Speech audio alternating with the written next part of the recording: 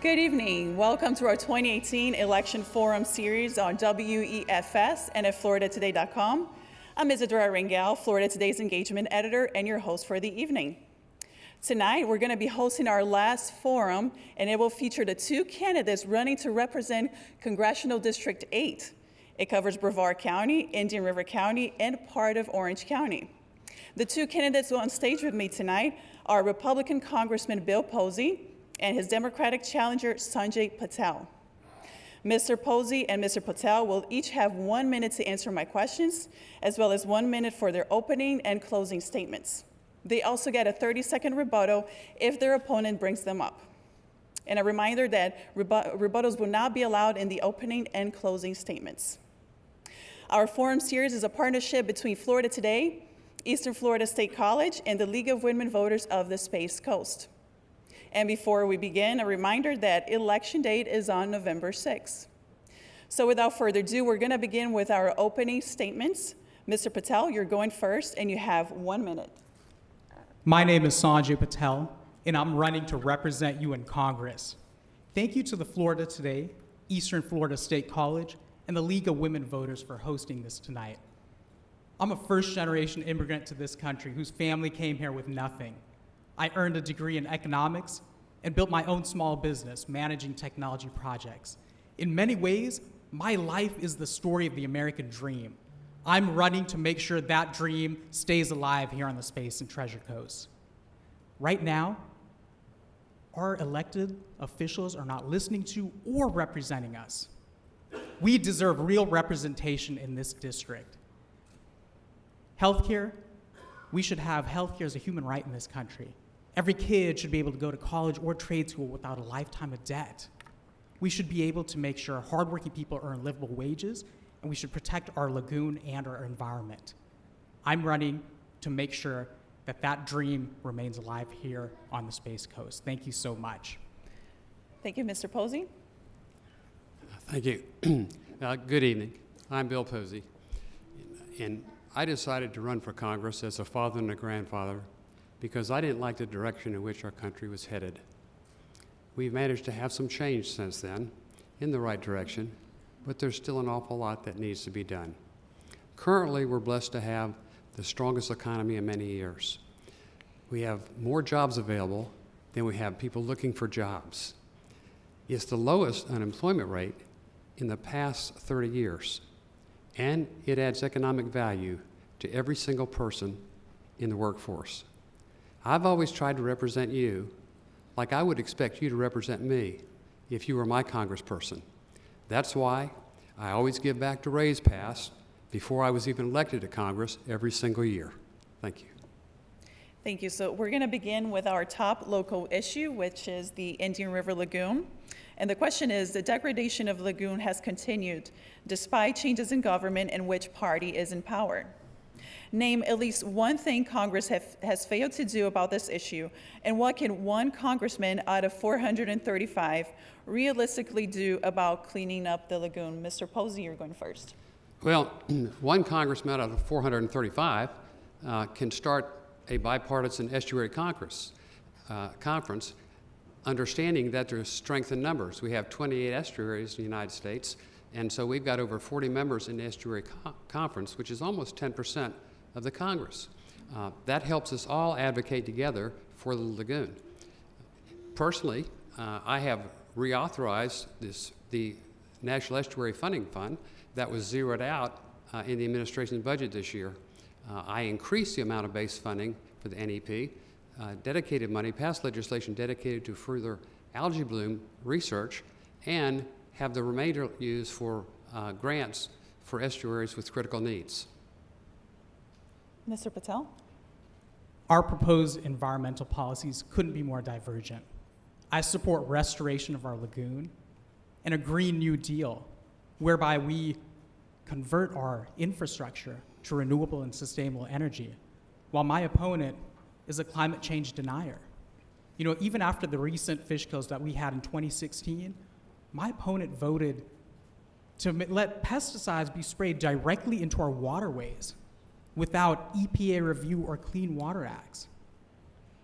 He also there was a boat ramp on Oslo Road that he wanted to allow to happen that would have destroyed one of the best seagrass beds down in Vero Beach. It would have harmed manatees, fish nurseries. So my opponent, when he talks about the environment, he has a 5% lifetime rating with the League of Conservation Voters. We need real representation that will actually fight for environment, and that's what I intend to do. Mr. Posey, you have 30 rebuttal, seconds. My name was mentioned. The charge has been leveled many times by my opponent that I'm a climate change denier. That's a lie. I mean, that's just not a distortion, that's an absolute lie. I don't know anybody that doesn't believe in climate change. We do have climate change, it's a fact of life.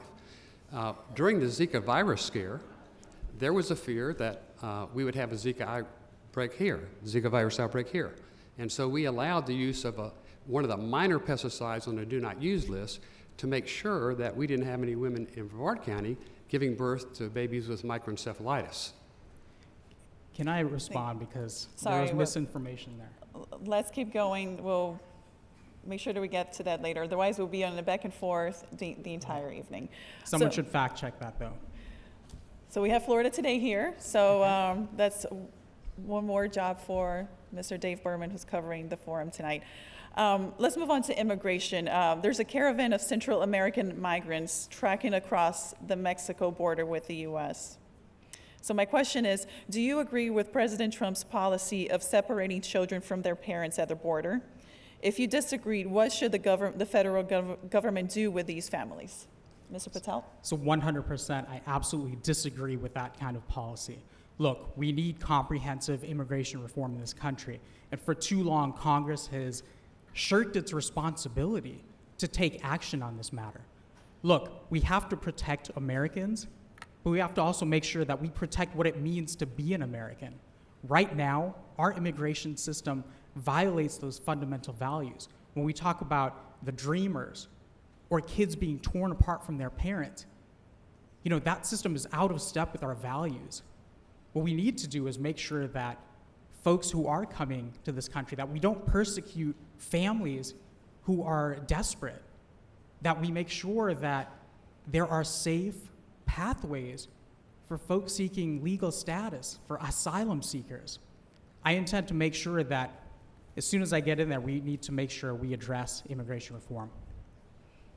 Mr. Posey, do you agree with the Trump policy of separating children and their No, I don't families? think you should separate children from their parents. And one of the problems, if you talk to the people at the border that they were having, was ascertaining that the children were actually belonging to the adults who claimed to be their parents. There's a lot of trafficking that goes on down there, and that's a common way to traffic young children. I believe that we should have a pathway for children who are in this country because of no fault of their own, and I have support legislation that would give them permission to stay here while they pursued that, so long as they do not commit a crime or go on welfare. Thank you. Still on the topic of immigration, if you could write an immigration reform bill, what would you do to address these three issues? Number one, the more than 11 million immigrants in the country illegally. Number two, dreamers who were brought to the country illegally as children. And number three, whether U.S. citizens should continue to be allowed to sponsor green cards for their parents and siblings. That's often referred to as chain migration. Mr. Posey, you're going first. What would that bill entail? Well, we must have a number of things to have actual good immigration reform. A lot of people talk about it, but they don't really get into specifics. But we must have operation control over the border. We must end the visa lottery, which we know has brought in murders in our country. People that are unvetted are allowed over 50,000 a year here. We should aim unlimited chain migration because a majority of those people end up on welfare in this country, studies have shown. The children who are brought here through no fault of their own, as I mentioned earlier, should have the opportunity to get in line behind people who are playing by the rules, and we should allow them to stay here as long as they don't commit the two offenses that I mentioned until they can achieve their citizenship. Mr. Patel? My opponent stokes fear of immigrant communities. When you think of an immigrant, I want you to think of me. The majority of folks who are coming to this country are in search of a better future for their families or escaping undescribable violence. For the dreamers who know no other home in this country, we should make sure that they have a pathway to citizenship. For the families that are here, in some cases they're waiting 15, 20 years to be reunited with their families. We have to make sure that there are pathways for them to reunite with their families. Any immigration policy that we follow must be reflective of our values. And when my opponent talks about them coming over to commit crimes and to live off of welfare, I have to remind my opponent that the majority of folks coming here are paying taxes, and if they're not here with legal documents, they're actually ineligible to collect any kind of welfare. Mr. Posey, you have 30 seconds for a Yes. rebuttal. There's a strange misconception, and I was under that impression at one time too, that most of the people that cross our southern border are coming here to work and achieve a better way of life. Until I went to the border and I saw the drug trafficking, I saw the human trafficking, I saw the guns that crossed our border, I saw that the drug cartels control all the border towns. We must secure the United States of America from that. Thank you. How about Trump's proposal for a border wall? Mexico has said that it's not going to pay for it. You've probably heard the recent reports that the federal budget deficit has swelled to $779 billion in fiscal year 2018. Do you support the border wall, and do you think the U.S. can pay for it? Mr. Posey, I believe you're going first. Am I first? I believe so. Yes. Absolutely, I support a border wall or anything else that would give us operational control over the border for the reasons that I told you. There's a threat from the drug cartels. There's a threat from the human traffickers. Most of the border cities, even on our side of the border now, are controlled by the drug cartels. The penalties for ratting on any of them or telling on any of them that do the crimes there are horrific, and I actually can't say in mixed company what they do to people who they catch telling the police about their illicit activities. And the threat is that cancer will spread across the United States of America. I remember a time we didn't have any drive-by shootings in Brevard County. They had them in South Florida every day, but we didn't have any. But it wasn't long before the drive-bys progressed their way to Brevard County. The sweetness of Brevard County did not permeate the areas where they were having the drive-by. And that's the fear. We have to protect our country. And how can the U.S. pay for the project? And how? Mr. Posey? I'm having a hard time hearing you behind this. I'm sorry, I'll try to speak into my mic.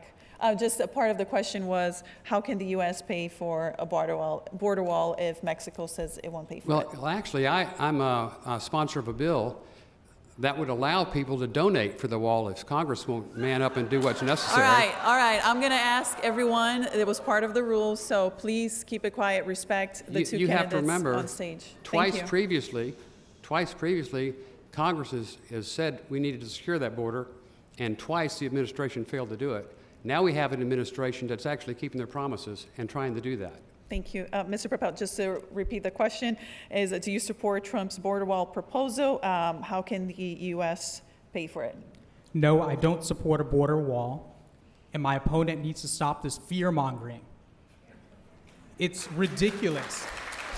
All right. We don't have a border. Please, no, I'm sorry, Mr. Patel. Please, I understand emotions are very high right now. I will ask that you respect the two gentlemen on stage. It takes a lot to be up here, so please be respectful of the rules. Yeah. Thank you. Mr. Patel, please continue. Instead of spending billions on a wall, why don't we take that money and fix our Indian River Lagoon and make sure that every American has health care? All right, Mr. Posey, he brought you up. Would you like a 30-second rebuttal? No, that's ridiculous. Okay. All right, so moving on to healthcare. Mr. Patel, you are a proponent of Medicare for All. A recent study by a think tank affiliated with the conservative group Koch brothers found that the plan would increase federal spending by $32 trillion over a 10-year period. The study also found that the single-payer healthcare plan would save Americans $2 trillion. Even if you take the savings into consideration, there's still a $30 trillion increase. And considering our growing federal deficit, how can the U.S. pay for this? So we spend more on healthcare than any other country on the planet, yet we have the lowest life expectancy, and the highest infant mortality rates among similar countries. Right now, in our district alone, we have nearly 100,000 people don't have any health insurance. And many thousands more can't afford their monthly deductibles, prescriptions, or their premiums.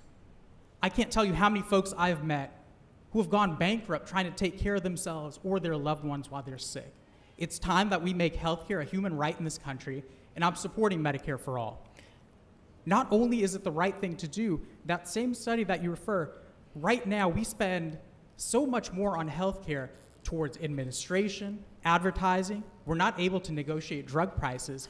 We can actually cover every American, make sure they all have coverage. Not only is it the right thing to do, we would actually save money.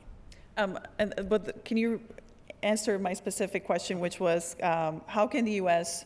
pay for this? Your opponent, I'm sure, will say that this isn't feasible. How can the country pay for this given our growing national deficit? So one, by moving towards a Medicare for all system, we would be able to negotiate services and prices for drugs. In terms of the deficit, right now my opponent passed a $2 trillion tax cut to the wealthiest 1% on the planet. I think that's where we should start. Let's make sure we don't send that money, that welfare, to the wealthiest 1% and focus on using those resources to services that actually benefit the majority of Americans. Mr. Posey, your thoughts on Medicare for all? Well, Medicare for all would destroy the Medicare system that we have now that people have always grown to rely on. When you have complete control, government control of healthcare, it always leads to rationing. It does in every country that has it. If I was a Canadian, I would be dead now. I'm a cancer survivor, and they would not have allowed me to have the testing for the diagnosis, much less the treatment, to cure my cancer. That's what happens when you have government-controlled healthcare. It always ends up in a rationing, which is obviously not what people bargained for when they went into it, but that's what they end up with. We're already rationing healthcare because 100,000 people don't have healthcare in our district. All right. Okay, Okay, it's we're funny. we're going to be nice to each other. I'm sorry. I understand. We're going to be nice because this is for the voters. So let's try to be courteous to each other. He got a couple extra words in there, and I'd just like to say, I hear this 100,000 people without coverage in every congressional district in Florida. That's merely a progressive talking point. It's impossible for every district in Florida to have 100,000 exact number uninsured people. 2.6 million Floridians don't have health care. All right, so moving on, Mr. Posey, I have a question for you now. You voted for a bill to replace the Affordable Care Act in 2017. The American Health Care Act would reduce federal deficits by $119 billion over the coming decade. It would also increase the number of people who are uninsured by 23 million by 2026. Why did you vote for this bill? What is the last part of the question? Is what? This bill would also increase the number of people who are uninsured by 23 million in 2026, and those figures are from the Congressional Budget Office. My question is, why did you vote for this bill? The question is? Why did you vote for it? For a number of reasons. When we look at the uninsured, we just don't look at people who cannot afford to have insurance. Since Obamacare, a huge number of the uninsured people are people who were previously insured. But you remember the lies. You can keep your insurance company if you want to. You can keep your own doctor if you want to. The cost will be less, and there'll be no rationing. All based on lies, and people found that out. People who work hard and play by the rules found out that their premiums doubled. Their deductibles tripled, and their copays quadrupled in some cases. And that's about the average that we heard from our constituents when we asked them to tell us how it affected them. And so that's a side that they didn't look at. All the people who heretofore had good health insurance that are without it now because you priced them out of the market, trying to give insurance for everybody, with a lot of people freeloading. There is no mandatory verification of your qualifications. That's another problem under Obamacare.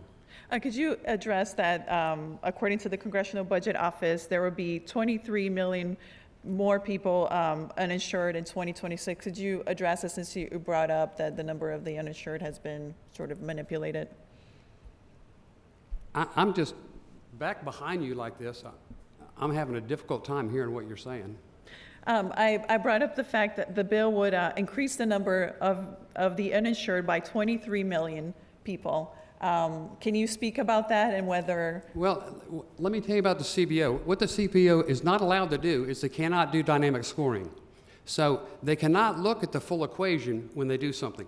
They have a one-view approach, and that's the view of the legislation that's written that they're asked to analyze. For example, if I said we're going to lower the cost of Corvettes to $10,000, they would talk about the impact that would have on the economy. They could not dynamic score how many more Corvettes would be sold, and if in fact it would balance. All right, thank you. Mr. Patel, you have 1 minute. Your thoughts on the bill that was passed by the House in 2017 to repeal the Affordable Care Act. My opponent and his administration. We are the richest country in the history of the world. They want to remove health care from tens of millions of Americans. Americans don't care about the dynamic scoring of the CBO. They want health care.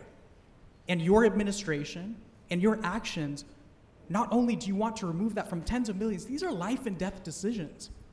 People rely on health care. In our district alone, I can't tell you how many folks I've met who are making the challenging decision not to get coverage because they can't afford it. Seniors who are cutting their pills to make them last longer. This is not, we could do so much better. We deserve so much better in this country. And so I will be pushing for Medicare for all to make sure that every single American has health care when they need it. Mr. Posey, he brought you up, so you have 30 seconds. The majority of my constituents want health care that's between the patient and the doctor. They don't want a federal bureaucrat in the middle telling them if they're allowed to get the care they need.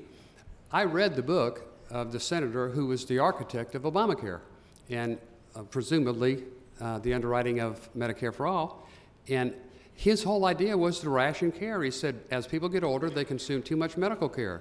That's why they have the IPAP board to ration care so that old people don't get care. They think that's the way we solve the problem. Thank you. So my next question is for both of you. If you believe the predictions, it seems that Democrats are poised to win back the House of Representatives and Republicans are on the path to maintain the Senate and perhaps even increase their majority. Given that you have a Democratic House, a Republican Senate, and a Republican president, can you two give me one or two things that you think both parties can agree on healthcare reform? And I want you this to be an exercise of not only bipartisan, but of complete honesty, the things that you truly believe that you can reach across the aisle. And we're going to start with Mr. Patel. Across our district, regardless of party, the majority of folks are suffering from the same healthcare system. Republicans, Democrats, NPAs. It doesn't matter. Folks, these 100,000 in our district that don't have healthcare span party. And if we look at studies across the United States, even the majority of folks, both Democrat and Republican, agree on a Medicare for all system. I think that we should take this and really bring to the forefront the fact that if the majority of Americans, the majority of constituents in our district want this, we should be able to have representatives, leaders who will have the courage and the will to stand up to the powers that don't want that to happen, be it the insurance industry, be it the drug lobby. And so that's what I'm committed to doing. I'm going to go to Congress and make sure that our folks get health care because that's what they want, that's what they need. Mr. Posey? I think both sides agree that they want a better healthcare system. And I think both sides agree that they want to continue to encourage people to go to medical school and become doctors, which has become something of a default in countries where the government has taken over healthcare. That being said, I think both parties truly believe in their heart that they want to do the right thing. There's just two different ways to get there. And one of them is driven by competition, and that's how you force prices down when you have good and free competition. Like I would like to see health care written over state lines so they don't have to have 20 lawyers and 50 lobbyists in every single state. That's a burden that most healthcare companies can't have. And that's one of the answers. But I think both parties want to solve the problem. Both want to keep physicians going to medical school. Thank you. And I want to move on to the next topic, but healthcare is on the minds of voters in 2018. I want you to very quickly, I'll give you just 30 seconds for this one so we can move on.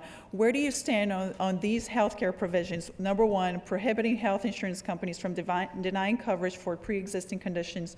Number two, allowing children to stay on their parents' plan until age 26. Mr. Posey, yes on both or no? Where do you stand on those? Yes, you know, we had the best healthcare delivery system in the world before Obamacare. We had three problems: adult children that were uninsurable, pre-existing conditions, and companies that dropped you the first time you got sick. And we could solve all three of those with legislation, except the administration did not want to do it. I asked them to do it. Thank you. Mr. Patel? I support both, and I have to correct something my opponent said. Before the Affordable Care Act, Obamacare, tens of millions of Americans did not have any kind of health insurance. Thank you. So let's move on to another easy topic. He mentioned opponents, so let me say. Okay, I'm sorry. Having health insurance does not mean you get medical access. A lot of people in Canada, where I would have died if I'd have had my cancer in Canada, they have coverage, they just don't have any access. If you're over 40 and you need an MRI for a brain aneurysm or anything else, you can wait 6, 9 months, maybe a year. They have 6 MRIs per million. We have 24 per million. You have access in this country. You don't have access where the government runs it. All right. So let's move on to entitlements, another topic that we could spend the whole evening talking about. But my question is, Senate Majority Leader Mitch McConnell said that the growth in the nation's national deficit is a result of a bipartisan unwillingness to address spending on Medicare, Medicaid, and Social Security. So first part of my question is, do you agree with him? And second, which is the most important part, is name specific changes you would support to make sure entitlement programs remain solvent. And we expect that that Congress will have to do something by around 2033. So time is running out. Mr. Patel, what would you support in terms of changing entitlement programs? So first, I disagree with Senator McConnell. I think the first thing we have to do is, when they pass that $2 trillion tax cut, the way they're going to pay for that is by cutting Social Security and Medicare and Medicaid. Not only do we have to protect these programs that we've worked our whole lives into paying into, we have to make sure that we expand them. Some of the things we can do right off the bat is repeal that $2 trillion tax cut so that we don't have to go after that program. Second thing we can do is lift the cap on Social Security income. Right now, once you get past a certain level of income, they don't take those Social Security taxes. I support raising the cap. You know, my opponent will say he's a champion for seniors. Absolutely not. The Alliance for Retired Americans gave him an 8% rating. They actually endorsed me because I'm going to be protecting Social Security and Medicare. And yes or no, would you support increasing the retirement age? No. Thank you. Mr. Posey? I think the biggest cost driver is Medicare. And I think one solution is to let seniors who want to opt out of Medicare. A lot of seniors would like to. They're well enough off to provide their own coverage, and they would like to do that. I think we have to be open-minded, obviously, and pragmatic when we have issues come before us. I have never heard anybody mention reducing or changing the structure of Social Security except President Obama when he talked about chaining it. But these rankings that keep getting mentioned are leftist groups. I do pretty good with the rightist groups, and I probably average right in the middle, which is kind of where I think you want to be, kind of pragmatic. I'm not anybody's super duper hero getting 100 year after year after year, and I get the zeros from the leftists, so I probably way out in the middle around the 50s, and I think I'd like to have a congressman like that. Thank you. So let's move on to the tax reform bill. Mr. Posey, you voted for it. It reduced the corporate tax rate from 35% to 21%. It increased the child tax credit and gave a tax break to most Americans. The individual tax breaks will expire in 2026, while the business rates will stay in place permanently. My question is, why did you vote for this bill? And could you explain why those tax credits will run out by 2026 for individuals? Well, first of all, I think they'll be renewed by then. I think I want to see how it works. People talk about lowering the corporate tax rate like these, evil corporations are getting all the benefit, but we did that to make the United States of America more competitive. We had the highest corporate income tax in the world. I mean, I remember growing up, always Sweden had the highest. Sweden's lowered theirs and lowered theirs and lowered theirs because they realized to be competitive in a global market, you have to literally be that. You have to be competitive. And investment money goes where the opportunities are. The president has tried to make sure that we have opportunities in this country, and I'm supporting him in doing that. That's how we have more people be able to afford health care. That's how we have people reach the potential that they have through the opportunity that we give them in this country. And it's done with the free market approach for the most part. Mr. Patel, 1 minute. That corporate tax giveaway was shameful. They said, you know what, we're going to see the benefits of that. Instead, what happened was corporations got that tax break, and they used it for stock buybacks, dividends, and what's going to end up happening is, even for those small percentage of folks who were going to get any kind of increase in terms of a reduction in their taxes, we're going to pay on the back end of that. How are we going to pay on the back end of that? Because they're going to cut Social Security and Medicare and Medicaid. We've got to put a stop to these elected officials who are in the pockets of big corporations, these special interests that they do their bidding for. My opponent takes all kinds of money. Over the course of 10 years, millions from Big Sugar, big banks, Koch Brothers Industries. And who do you think benefits from that? Mr. Posey, you have 30 seconds for your Well, rebuttal. There's so many attacks and not enough time to answer them all. I mean, now, one time you said I took $45,000 in the past 10 years from sugar. Another time you said I took $50,000 from sugar. That's just simply not true. I know you may have read it online, but that doesn't mean it's true. The average of that, I mean, I've sent back more sugar checks than I have received from sugar over the years. So it's just not absolutely accurate at all.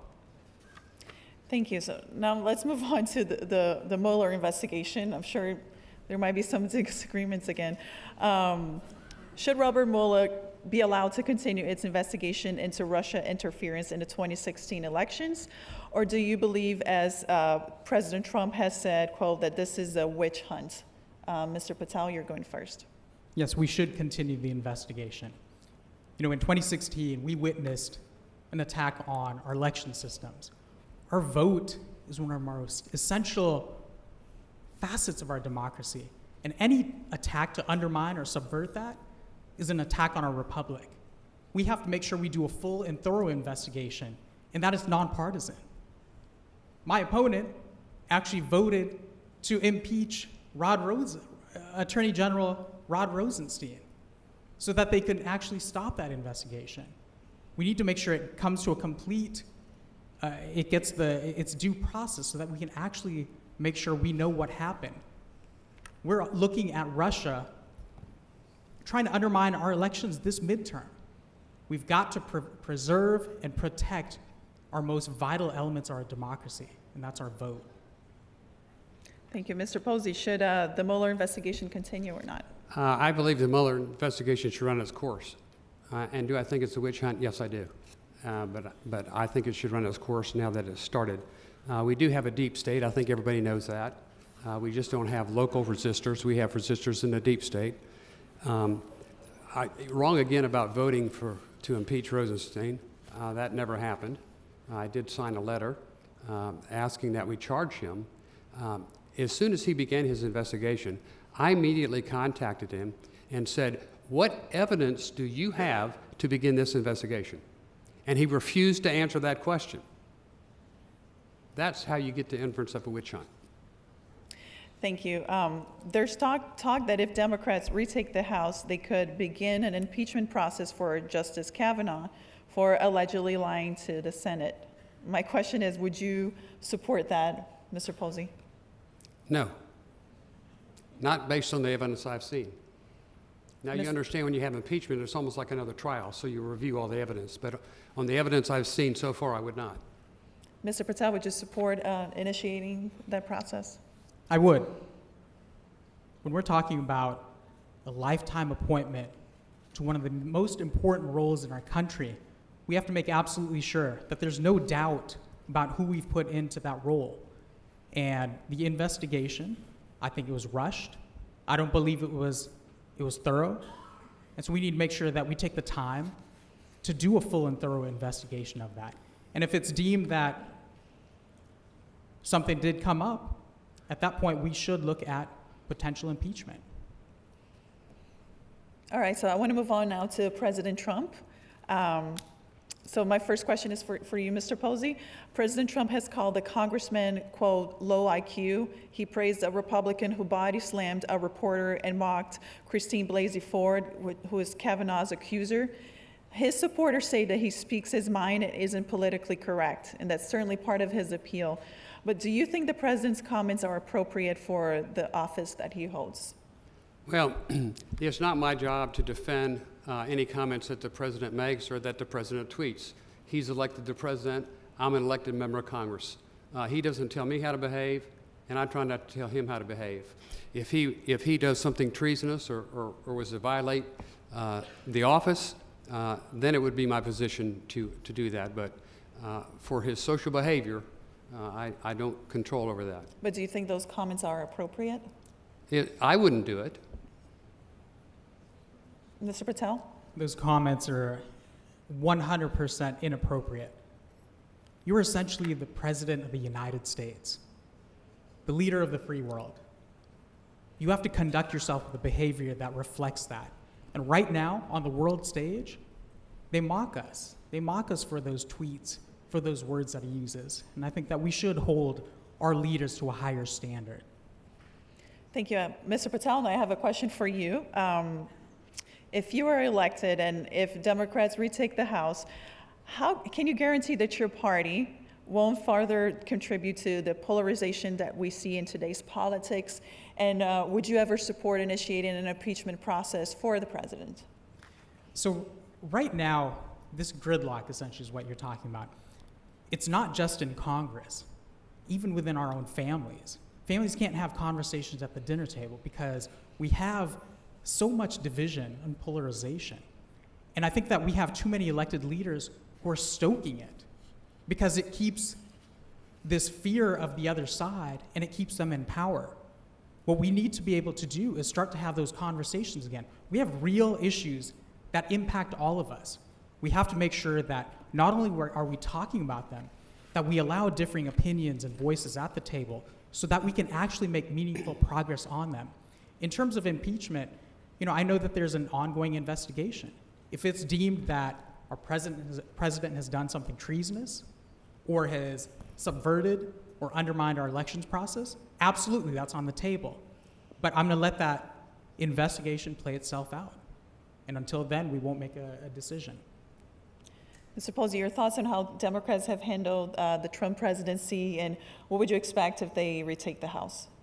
I missed the last couple words again. I'm sorry. Please I'll speak try closer to to reel the into mic. your mic so I can hear you. I'm 6 feet tall, so I gotta bend over a little bit. So my question is, in reference to the question I've asked to Mr. Patel is, what are your thoughts about how the Democrats have handled the Trump presidency, and if they retake the House, which they seem to be on a pretty feasible path to do, how do you think it's going to be in terms of their relationship with the White House and our polarization that we see in today's politics? Well, I think it'll be very non-productive, actually, if the Democrats take the House.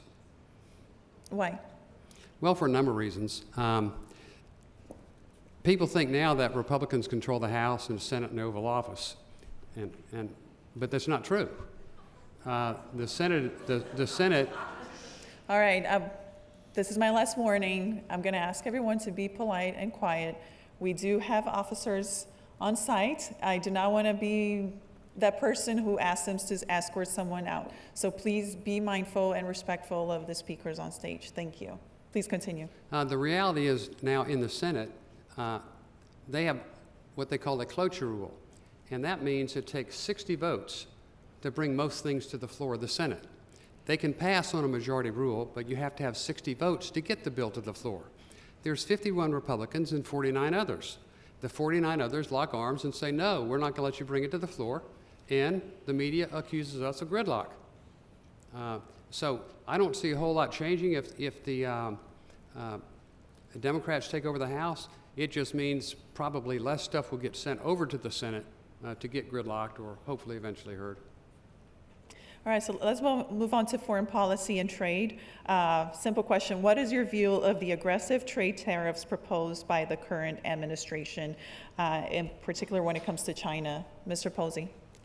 I think it's good that he's looking at the trade agreements as he has done, and I think at the end of the day, we're going to be better off. We're going to be treated better by the other countries that we do business with, some of them of which are our adversaries. Believe it or not, some people say that we've become a laughingstock around the world, but I'm here to tell you, we've become more respected around the world since this president took office. And what are your thoughts on the tariffs specifically? It depends on the tariffs, and he's still in the negotiating process on a lot of the tariffs, so we'll have to wait till it's all finished to be able to judge exactly how well it worked. But I'm in favor of them. I don't think it's fair for a country to charge us an exorbitant tariffs and we go lightly on them. That just cost American taxpayers money. Mr. Patel on tariffs. These tariffs have adversely impacted small businesses and workers. Right now, we're paying more. I'm meeting small business owners who are severely impacted by these tariffs. The cost of the goods, just take, for example, steel, soybeans. It spans the gamut of every industry. These trade wars are unnecessary, and I'm completely in opposition to these tariffs. And I have to touch on one thing. It's not just, trades, these tariffs that we're impacted by. We're the only country on the planet that hasn't joined the Paris Agreement. So when we talk about foreign policy, whether it be for economic policy, national security, or even just with climate policy, we're falling behind on the international stage, and that's unacceptable. Thank you. Next question is, our relationship with some of our traditional allies, such as England and Germany, seem to be somewhat precarious because of leaks of confidential information, the withdrawal from the Paris Accord on climate change, and from the Trans-Pacific Partnership. What proposals do you have for renewing or strengthening our ties with allies? Mr. Patel. We have to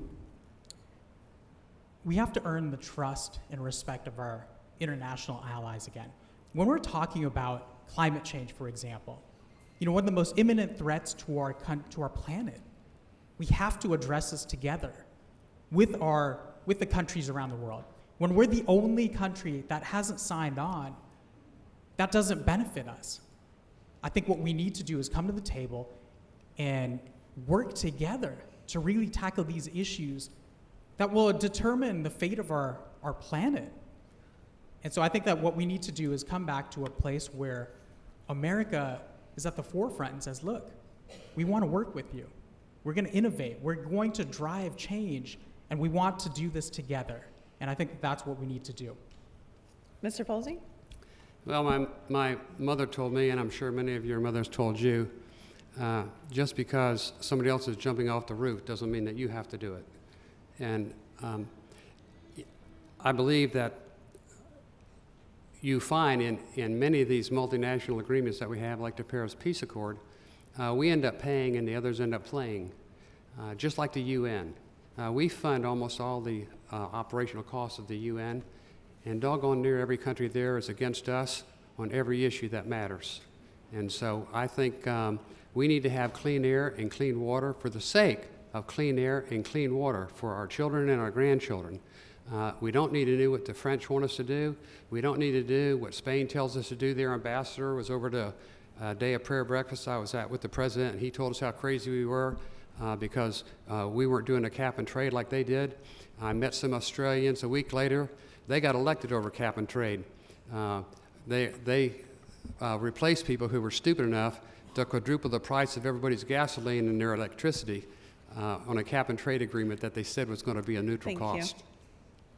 And President Trump has announced his intention to withdraw from the Intermediate Range Nuclear Forces Treaty because he says Russia has violated the agreement.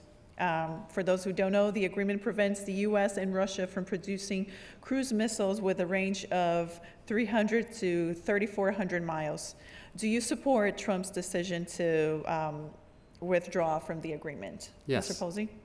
Why? I think he's made a good judgment. I think, we have to hold our friends and foe alike, feet to the fire. If we have an agreement and there's a set of rules and guidelines that we're supposed to operate by, we need to make sure that they're done. Mr. Patel? I disagree. These actions are leading us back into a Cold War. What we need to make sure is that when we have an agreement in place, we have to enforce it. But by withdrawing from, when we're talking about nuclear weapons, this is serious. And so I'm in complete disagreement of that, and I think it destabilizes the entire planet. Thank you. Moving on to Saudi Arabia, another country that's a great ally of the United States. As you have followed in the news, the country has shifted its narrative on what happened to journalist Jamal Khashoggi, who is a known critic of the Crown Prince. After weeks of denying involvement in his disappearance, the Saudi government said he was killed accidentally during a fistfight at their consulate in Istanbul. But Turkish authorities believe a 15-man squad was sent to kill Khashoggi during an appointment at the consulate. Do you believe the Saudi government, and if not, should the U.S. impose sanctions or end its arms deal with that country? Mr. Patel. What happened to the journalist Khashoggi is horrific and shameful. We have to protect, first off, members of the press. The fact that a journalist can go to another country and that happened to them, and we've seen attacks on journalists across the world, and we can't have that happen.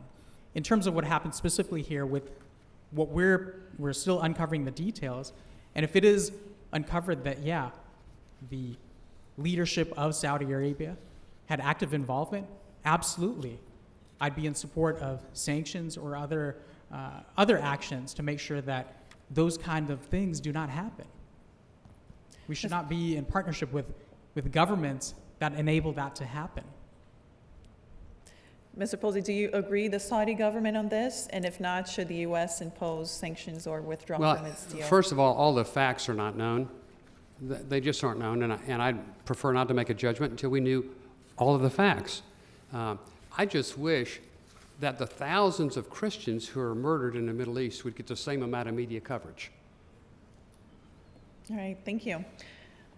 So moving on to the national deficit, certainly has been in the news for the last few days because of a Treasury Department report that said the U.S. deficit grew by $779 billion in Donald Trump's first full fiscal year as president. The agency blames the tax cut package, bipartisan spending increases, and rising interest payments on the national debt. What should Congress do to reduce the national deficit? Mr. Posey. Well, the best thing Congress could do is what they're doing, following the administration's lead, and that's to create more taxpayers and fewer tax receivers. And the way you do that is by expanding the economy, which is exactly what the president has done. As I said now, for the first time in 30 years, we have more job openings, providing opportunities for people, than we have people looking for work. 2 years ago, when I talked to small businesses throughout my district, and national polls showed the number one concern of every small business in this country was just hanging on and not going out of business, being one more regulation away from being out of business. Today, their number one concern is getting enough qualified employees to meet the demand for their goods and services. That is a wonderful problem to have and a complete paradigm change. Mr. Patel, what should we do about the national deficit? First off, we should never measure our economy by the wealth of the 1% or Wall Street, but instead we should do it by the health of our whole community. Right now, nearly 4 in 10 of us here are struggling to meet basic daily needs, things like rent, groceries, healthcare. My opponent, who voted for this $2 trillion tax cut, we're going to have to pay for that. And the way they want to pay for that is by cutting essential programs, things like Medicare, Social Security, Medicaid. It's time that we stop this welfare to the wealthiest and actually make an economy that works for all of us. I met a teacher who, after a full day in the classroom, has to work her second or a third job to make ends meet. When our teachers are having to do that, clearly our economy is not working for all of us. But specific thoughts on how to reduce the national deficit. I'll get to you, Mr. Posey. I think the first thing we do is repeal that tax cut. Thank you. Mr. Posey, your rebuttal. Well, You have 30 seconds. These people are in bad shape. One reason for that is the bad economy that we've had for 8 years and no effort to expand the economy or create more jobs and opportunity for people. The tax cuts have made that possible, and that's a reality. 3 ways that people get through life if they're not independently wealthy. They work, they steal, or they're on welfare.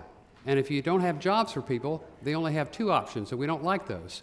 So we must provide jobs for people. That's the linchpin of a civil society, to provide for the environmental, the educational, et cetera, that we want. Thank you. And moving on to gun control, my question is, do you support any regulation on gun ownership, such as stronger background checks, age restrictions on ownership by those with a mental history of violence and/or mental illness? Would you support any sort of restrictions on gun ownership? Mr. Patel, you're going first. Sure. So we've all been heartbroken by Pulse, Parkland. We see these tragedies over and over again. And we're all frustrated by lack of any progress on meaningful gun reform legislation in this country. I believe there are common sense things we can do. Let's make sure that we do have universal background checks. The majority of Americans support that. Let's make sure that weapons don't end up into the hands of those who shouldn't have them. When we talk about mental health here in this country, let's make sure that it's actually more accessible and affordable than getting a weapon. So there's a lot that Americans agree on, and I think that we should be looking at passing this legislation. Mr. Posey? The state legislature, the Florida legislature, and Congress combined have made about 24 changes to the law. They've done such things as increase the age to buy weapons. Both of them have funded more money for mental health. As he pointed out, that certainly needs to be done. They've also appropriated money and plans for defense mechanisms for schools, that they have to have drills, they have to know how a crisis operates. There's hotlines so people can report those who might be a threat to a school. There's also better funding and a better direct line for transmitting information about people who should not have weapons to the national database. We've had a complete meltdown and failure of that component in the past.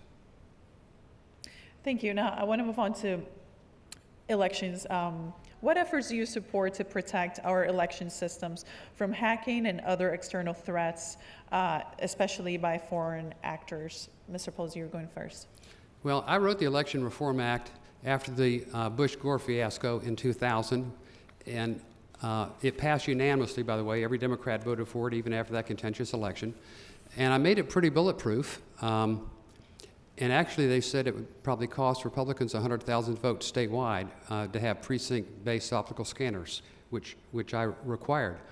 After I left, the Secretary of State allowed the touchscreens, which are vulnerable and did not have a paper trail.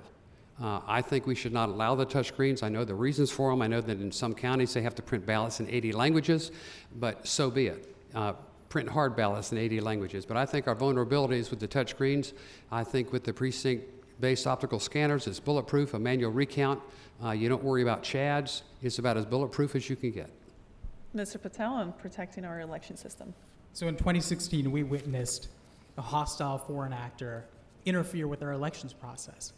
We have to elect leaders in Congress who are going to stand up and defend our voting systems, our democracy. You know, my opponent didn't even agree that Russia hacked into our elections. You know, we have to elect leaders who understand the technology as well. The systems that control our bank accounts, our social security numbers, our votes. He actually voted against a measure to provide additional funding for cybersecurity and for protecting our election systems. we have to elect leaders who will make that a priority.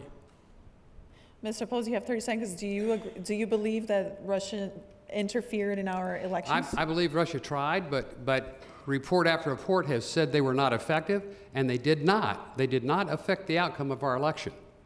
And I have voted against appropriations where they doubled up and they're more than the agency asked for or more than the agency could reasonably spend. People do some of those amendments sometimes just so they can say, you voted against an amendment to protect elections. It's, again, the left wing. Thank you. And my next question, I think you're going to have fun with it. So I'm going to ask Mr. Patel to name one thing that you agree with President Trump on, and I'm going to ask Mr. Posey to name one thing that you disagree with the president. Mr. Patel. We have less than 5 minutes left. So. One thing that I agree with him on. You know what I will say? He was in opposition of the TPP, the Trans-Pacific Partnership, and I also was in opposition to that because I think it was a backroom deal that we didn't really have all the information about. So I would say that was one thing I would agree with him on. Thank you. Mr. Posey, one thing you disagree with President Trump on? Yeah, and for the record, I voted against the TTP each time. I even voted against the rule, which you're never supposed to vote against your party's rule. I voted against the rule for TTP. I was so adamantly against it. I disagree with him tweeting about Rosie O'Donnell. I don't think the public cares about that. And Well, thank you. Thank you for giving honest and heartfelt answers to my question. We have less than 3 minutes left, so we're going to move on to our closing statements. And Mr. Posey, you're going first. You have Okay. 1 minute for your closing statement. I'm just sad we didn't have time to talk about so many other issues that are important to my constituents, such as the economy. We didn't get to talk enough, actually, about the economy, about America's space program, which is now on track to be #1 in the world again, finally, about Veterans Affairs, about national defense. We passed the National Defense Authorization Act, and we are finally rebuilding our military. We're giving our men and women in uniform the tools they need to protect us and protect our freedom. We also gave them the largest pay increase they've had in 9 years. They kind of like that. We've also this year gone to a rule that I passed, which requires members and the public to have at least 3 days to review legislation before we're asked to vote on it, and another rule that I passed that says it has to be in a form that you can actually tell what it says when you got to vote on it. So, I think those are important issues to people who work hard and play by the rules, and I think it's clear Thank that you. if you want less government, less taxes, more freedom, you vote for Bill Posey. Thank you. Thank God bless you and God bless America. Mr. Patel, we're running out of time. Thank you. In many ways, our district, where men and women are literally launched to the stars, it represents the dream of every American and what we're capable of when we all stand together. If we can reach the moon and soon Mars, surely we can come together to make sure that everyone has health care in this country, that hardworking people earn livable wages, that every kid can go to college or trade school without a lifetime of debt. If we can reach other planets, surely we can come together to take care of the one planet we call home. As I stand here before you, an immigrant to this country whose parents had the courage to come here in search of a better future for our family, I'm going to ask you for that same courage, the courage to dream of and create a better future for all of us. We can take care of each other. We can build a better country, and we can make sure that our government works for all of us. My name is Sanjay Patel, and I would be so honored to earn your vote this November. Thank you. This is a wrap up for our forum series here on WEFS. My thanks again to the candidates. And remember, Election Day is November 6th. Thank you for watching.